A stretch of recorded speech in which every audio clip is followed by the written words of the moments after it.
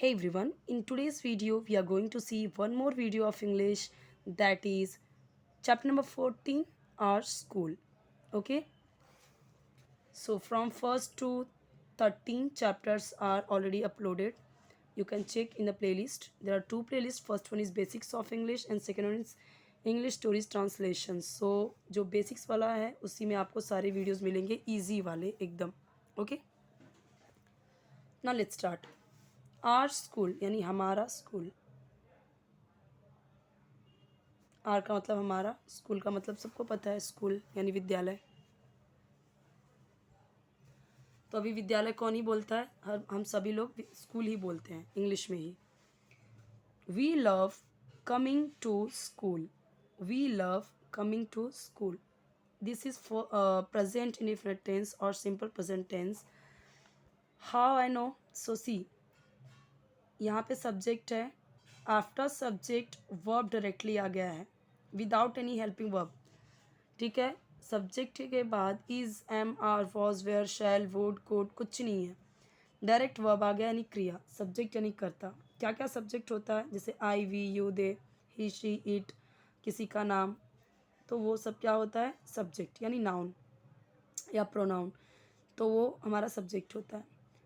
तो हम या हमें पसंद है या हम पसंद करते हैं कमिंग टू स्कूल, आना स्कूल. तो अगर नॉर्मली हम देखें तो अक्सर आप देखोगे कि तो प्रेजेंट डिफरेंट टेंस का जो होता है वो ता है, ती है या है, होता है, इस तरीके से सेंटेंस बनता है. हमें पसंद है या हम पसंद करते हैं स्कूल आना. ठीक है, कमिंग यानी आना. अब लव का मतलब होता है पसंद, पसंद करना, पसंद आना, पसंद आता है. ये इनडिफिनिट की बात यानी अभी प्रेजेंट टाइम की बात हो रही है. यानी हैबिचुअल कुछ दिखा रहा है, हैबिचुअल हैबिट कुछ दिखा रहा है कि मुझे पसंद है ऐसा. We love coming to school. School का स्कूल होगा. हमें स्कूल आना पसंद है या हम स्कूल आना पसंद करते हैं, ऐसे भी बोल सकते हो. इट्स डिपेंड ऑन यू कि आप इस सेंटेंस को हिंदी में कैसे बोलते हो. बट अगर हम देख रहे हैं कि प्रेजेंट इंडिफिनिट टेंस है, सब्जेक्ट के बाद तुरंत वर्ब आ गया, तो वो अभी की बात कर रहा है, कुछ तो हैबिचुअल हैबिट बता रहा है या अभी प्रेजेंट टाइम की बात कर रहा है. It is an important place for us.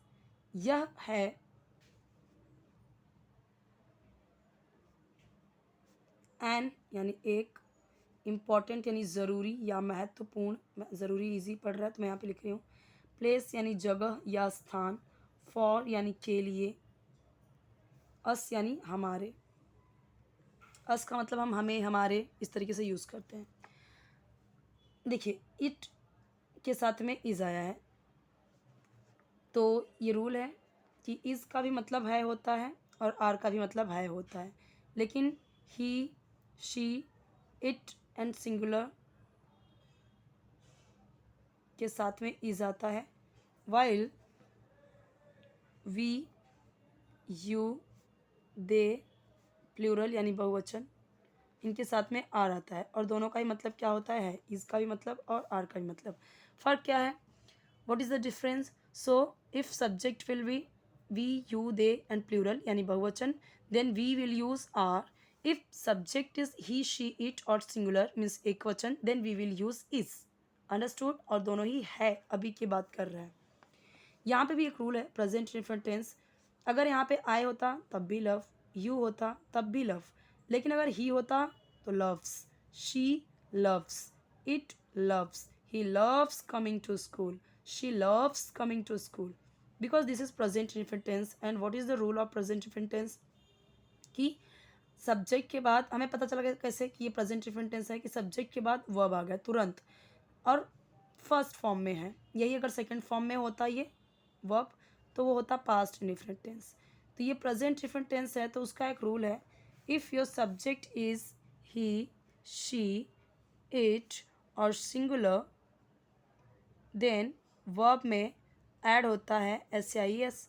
वहीं अगर आपका सब्जेक्ट है I, we, you, they and plural, then क्या होगा, वर्ब में एस या एस ऐड नहीं होगा। ये रूल है, तभी मैंने बोला ना ही लव्स। क्यों? क्योंकि ही के साथ वर्ब में एस ऐड होगा, तो लव से क्या हो जाएगा, लव्स।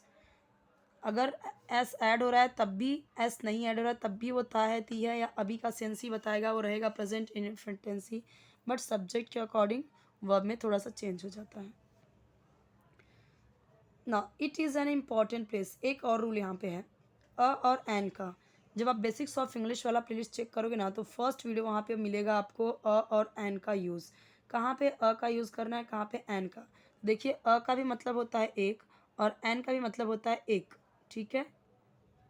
लेकिन जब ये एन कहाँ पे यूज़ होगा, जब अगर आपका वर्ड है, ठीक है, जैसे आपका नाउन है या एडजेक्टिव जो भी, यहाँ पे अगर एप्पल होता तो एन एप्पल, क्योंकि ए है। रूल कहता है कि अगर आपका वॉवेल है कोई भी word, A E I O you, ठीक है, यू है ये, तो अगर आपका वर्ड है स्टार्ट हो रहा है, it's if it's beginning from A E I O U, like an apple, an umbrella, umbrella you know umbrella, तो वो पहला वाला वीडियो ज़रूर देख लेना आप, तो आपको समझ आएगा।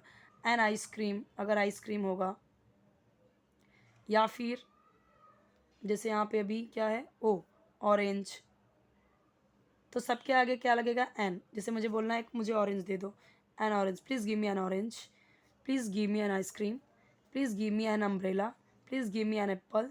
लेकिन वही अगर कॉन्सोनेंट है, अच्छा इसको क्या बोलते हैं, वॉवेल। ये 5 अगर वर्ड्स, किसी कोई भी वर्ड है जिनके पहले ये आ रहे हैं, ए ई, एग, जैसे एग है तो एन एग, एन एग, ठीक है।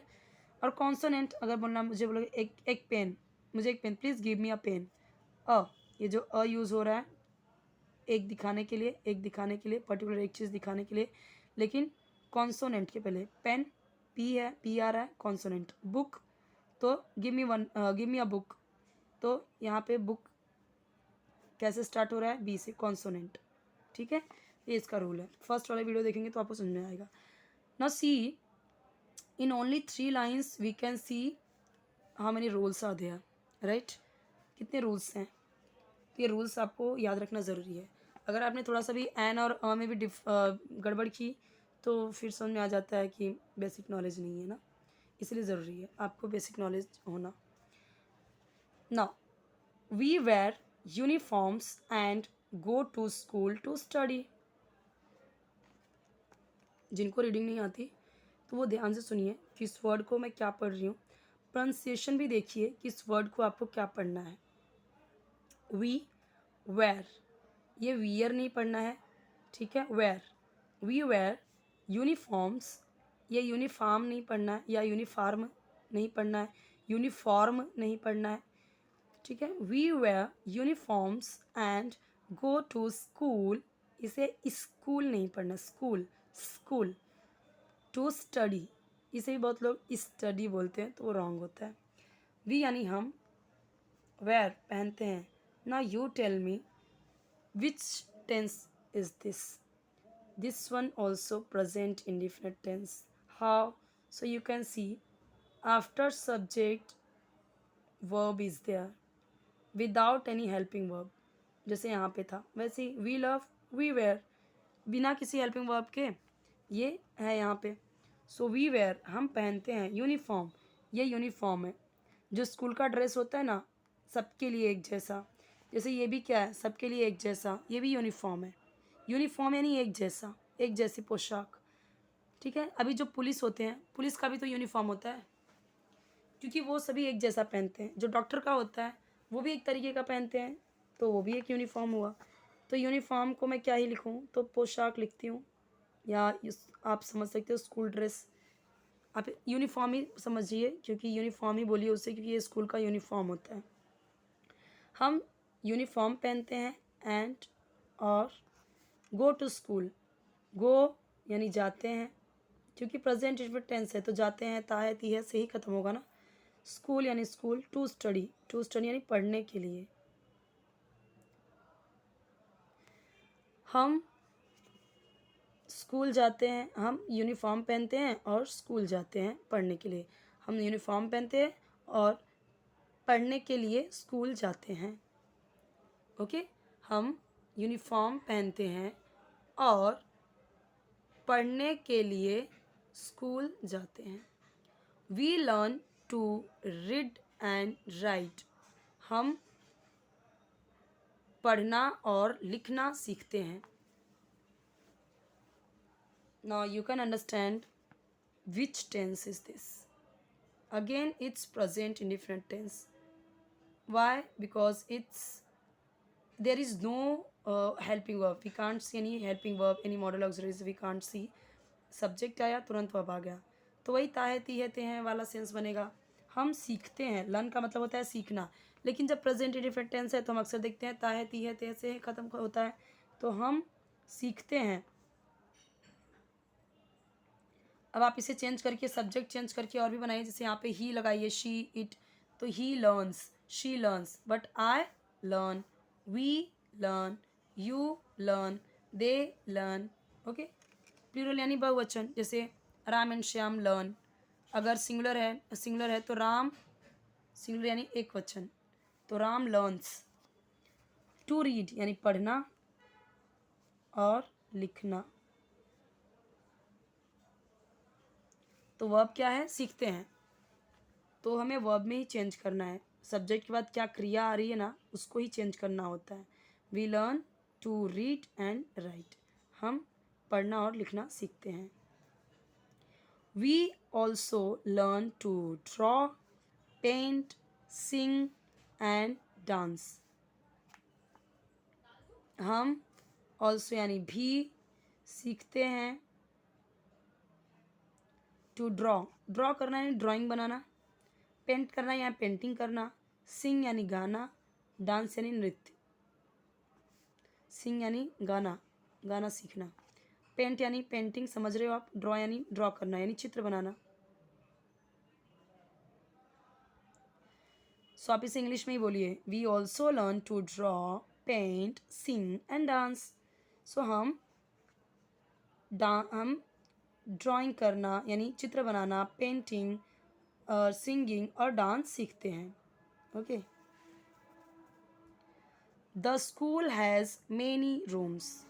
स्कूल हैज़, अब देखिए हैज़, हैव दो तरीके से यूज़ होगा आपको, यानी कि हैज़ हैव आपका प्रेजेंट परफेक्ट टेंस में भी आता है, लेकिन वहाँ पे वर्ब में थर्ड फॉर्म यूज़ किया जाता है। और जहाँ पे पोजीशन दिखाने के लिए कि स्कूल में है, उसके पास है, मेरे पास है, तो वो पास दिखाने के लिए या उस चीज़ में होने के लिए, पोजीशन दिखाने के लिए हैज़ हैव जब यूज़ होता है तो उसमें भी कुछ रूल है। जैसे ही, शी, इट सिंगुलर के साथ में हैज़ यूज़ होगा पोजीशन दिखाने के लिए, वहीं आई, वी, यू, दे प्लूरल यानी बहुवचन के साथ में हैव। ठीक है, तो ये पोजीशन दिखाने के लिए स्कूल हैज़ यानी स्कूल में है या स्कूल के पास है, स्कूल के अंदर है, ठीक है, स्कूल में है।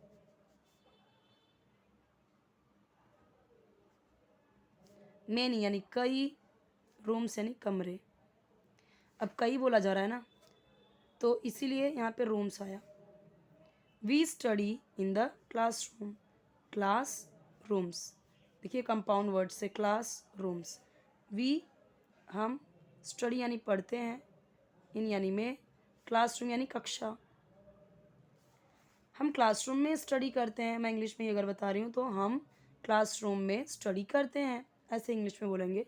कुछ इंग्लिश वर्ड अगर आप यूज़ कर रहे हैं, you have to also try like this, you have to use English words in your language, whatever your language, like Hindi, Marathi, कुछ भी है उसमें आप इंग्लिश यूज़ कीजिए। The school has many rooms, school में कई रूम्स हैं, स्कूल में मेनी रूम्स हैं। मैं इंग्लिश में भी ऐसे कई सारे वर्ड्स इंग्लिश में ही बोल दूँगी, ठीक है, आप भी वैसे ही ट्राई कीजिए। We have many benches and desk. See, these are, ये जो हैं benches हैं जिस पे बैठे हैं वो desk, तो ये क्या है bench, और जिस पे बैठे हैं वो desk। So we यानी we have many यानी हमारे पास हैं, ये have दिखाता है पास है, रखता है। ओके, मेनी यानी कई, बेंचेस, अभी ये सब क्या है, बेंचेस, बेंचेस को तो हम इंग्लिश में बेंचेस ही बोलते हैं ना, एंड और डेस्क, डेस्क को भी हम डेस्क ही बोलते हैं, जिस पे बैठे हुए हैं डेस्क है। We have many benches and desk, तो हमारे पास कई बेंचेस एंड डेस्क हैं। There is a big black board behind the teacher's table. There is a big, is यानी है एक बड़ा, अब देखिए बिग है, कॉन्सोनेंट आया, यानी ए ई आई ओ यू में से कुछ भी नहीं है तो बी आया, इसलिए अ आया। Black board, this is black board. अब इसे श्यामपट बोलना ज़रूरी है क्या? नहीं, हिंदी में श्यामपट बोलना ज़रूरी है क्या? नहीं, क्यों? क्योंकि ये ब्लैक बोर्ड है। बच्चों को हम इंग्लिश मीडियम के बच्चों को कैसे पढ़ाते हैं? ऐसे ही चित्र दिखा दिखा के, this is table, this is chair, this is black board, this is bench, this is desk, this is book, this is window, this is chart. Okay, so there is a big black board, this is black board. यहाँ या इसमें एक बड़ा black board है, behind यानी के पीछे, teachers table, यानी टीचर का मतलब सबको पता है, काके की के सेंस में यूज़ होगा ये एपोस्ट्रॉफी एस, इसको बोलते हैं एपोस्ट्रॉफी एस, किसी भी नाउन के बाद लगा है ये तो वो काके की का सेंस देता है, तो टीचर्स के टेबल यानी मेज। There is a big black board behind the teacher's table, teacher के टेबल के पीछे एक बड़ा ब्लैक बोर्ड है।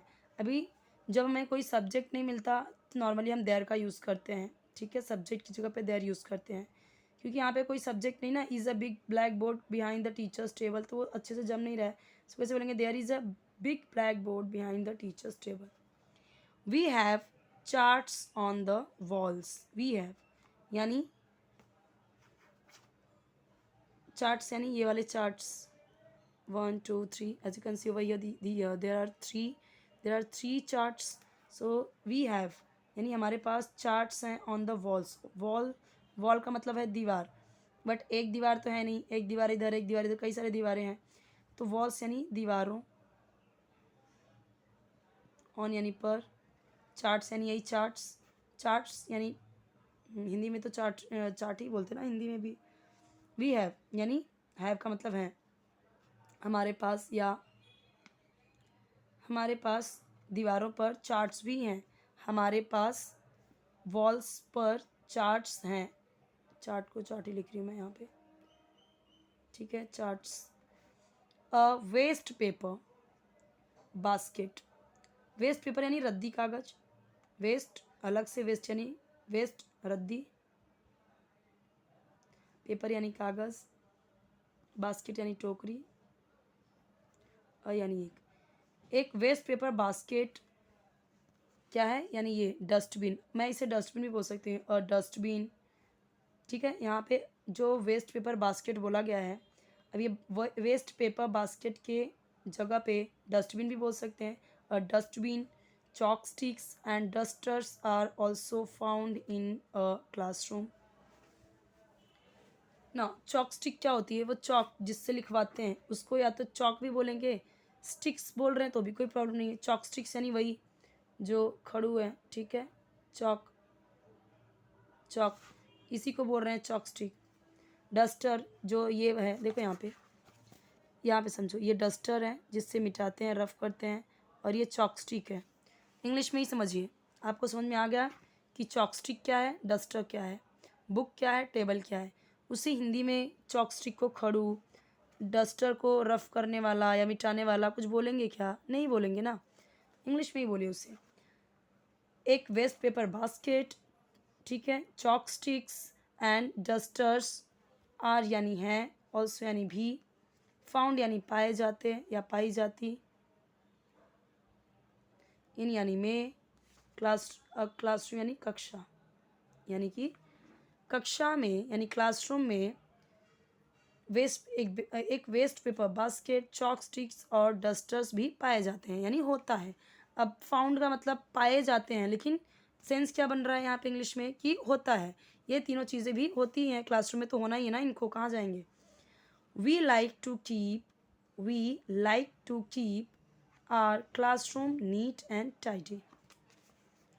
वी लाइक यानी हमें पसंद होता है, वी लाइक टू कीप, यानी हम टू कीप का मतलब यानी होता है कि रखना, आर यानी हमारा या अपना, क्लासरूम यानी कक्षा, नीट एंड टाइडी यानी साफ सुथरा। We like to keep our classroom neat and tidy, हमें अपना क्लासरूम नीट एंड टाइडी रखना पसंद है।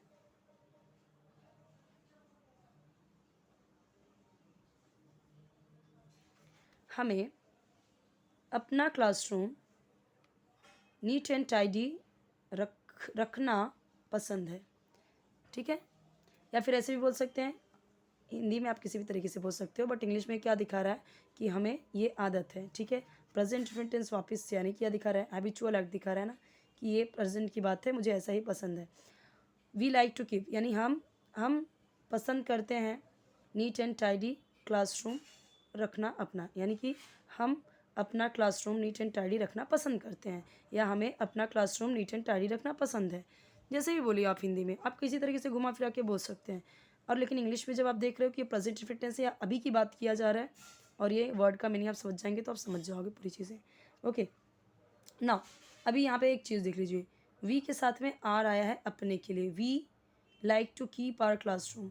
अगर यहाँ पे आई होता तो सब्जेक्ट अगर आई होता तो I like to keep my हो जाता, अपने के लिए होता वही अपना ही होता, मुझे अपना क्लासरूम पसंद है, तो आई के साथ भी माई ही होगा, माई का मतलब अपना ही होगा। अगर यहाँ पे होता यू तो तुम्हें, तो यू के साथ यहाँ पे हो जाता योर। अगर यहाँ पे होता ही सब्जेक्ट की जगह पे तो यहाँ पे हो जाता हिज, उसे पसंद है अपना क्लासरूम। तो अपने के लिए ना सब्जेक्ट के साथ उसका पजेसिव जो यहाँ पे प्रोनाउन होता है वो चेंज हो जाता है। देखिए जैसे मैं समझाती हूँ, आई के साथ हो जाता है माई, वी के साथ आर, यू के साथ योर, दे के साथ हो जाता है देर, ही के साथ हो जाता है हिज, शी के साथ हर, इट के साथ इट्स, इस तरीके से I we they he she it, इनके साथ में ये जो आपका पॉसेसिव प्रोनाउन है वो चेंज हो जाता है। जब यहाँ पे आपका सब्जेक्ट चेंज होगा इधर, तो अपने के लिए यहाँ पे ये भी चेंज हो जाता है, आई रहेगा इधर सब्जेक्ट तो ये माई हो जाएगा अपने के लिए। जैसे यहाँ पे इसने क्या बोला, हमें अपना क्लासरूम, तो ये अपना जो आ रहा है तो वी के साथ आर है तो आई के साथ इधर माई हो जाएगा अगर यहाँ आई हुआ। अगर इधर ही आया तो यहाँ पे आर ही नहीं रहेगा अपने के लिए, तो ही के साथ हीज हो जाएगा। Okay, I hope you got it, whatever I make you understand. You can take screenshot of it. इसमें बहुत इजी वर्ड्स, बहुत इजी रूल्स दिए गए हैं ग्रामर के। ग्रामर को मैं अलग से नहीं बना रही हूँ वीडियोस, क्योंकि कमेंट्स भी नहीं आ रहे हैं कि अलग से ग्रामर के रूल बताइए। तो क्योंकि पहले आपको सिर्फ मैं ग्रामर के रूल से सिखाते जाऊँगी तो आप बोर हो जाओगे, और बहुत से लोग तो वैसे ही ग्रामर से चिढ़ते हैं। तो यहाँ पे आपको रीडिंग सीखते सीखते, हार्ड वर्ड की मीनिंग सीखते सीखते, ग्रामर के रूल्स भी सीखते जाएंगे, इंग्लिश बोलना सीख जाएंगे, सेंटेंस बनाना सीख जाएंगे। Okay, so it will be very easy for you for learning. Okay, so यहाँ पे कई सारी चीज़ें आपको एक ही वीडियो में मिल जाती हैं, तो आप ऐसे 2-2 3-3 अगर वीडियोस डेली देखते हो तो आपको काफ़ी हेल्पफुल होगा। कितना हेल्पफुल हो रहा है आप कमेंट में मुझे ज़रूर बताइए, तो मुझे भी पता चलेगा। ठीक है, और मुझे जो कमेंट्स आते हैं कि रीडिंग के लिए बताइए, तो देखिए रीडिंग तो मैं यहाँ पे आपको बता रही हूँ सारी चीज़ें, बट जिनको एकदम चाहिए कि एकदम स्टार्टिंग से रीडिंग बताएं, एकदम बेसिक से रीडिंग बताइए, तो उनके लिए तो फिर अलग से वीडियो बनाना पड़ेगा। तो कमेंट बताइए अगर आपको रीडिंग नहीं समझ में आ रही है और बेसिक से रीडिंग सीखनी है तो वो भी आपको मिल जाएगी। 2 प्लेलिस्ट मिलेगा आपको, जो आपको हेल्पफुल लगे आप वो देखिए। पहले मैं आपको रिकमेंड करूँगी आप बेसिक्स ऑफ इंग्लिश वाले सारे वीडियोस देख डालिए, फिर आप स्टोरीज़ वाले वीडियोस देखिए, क्योंकि वहाँ पे आपको हार्ड थोड़े से मिलेंगी चीज़ें, सारी चीज़ें, रूल्स रेगुलेशंस, ग्रामर के रूल्स, वर्ड सेंटेंस स्ट्रक्चर थोड़े रॉन्ग मिलेंगे, ग्रामर के रूल्स ज़्यादा मिलेंगे। ओके।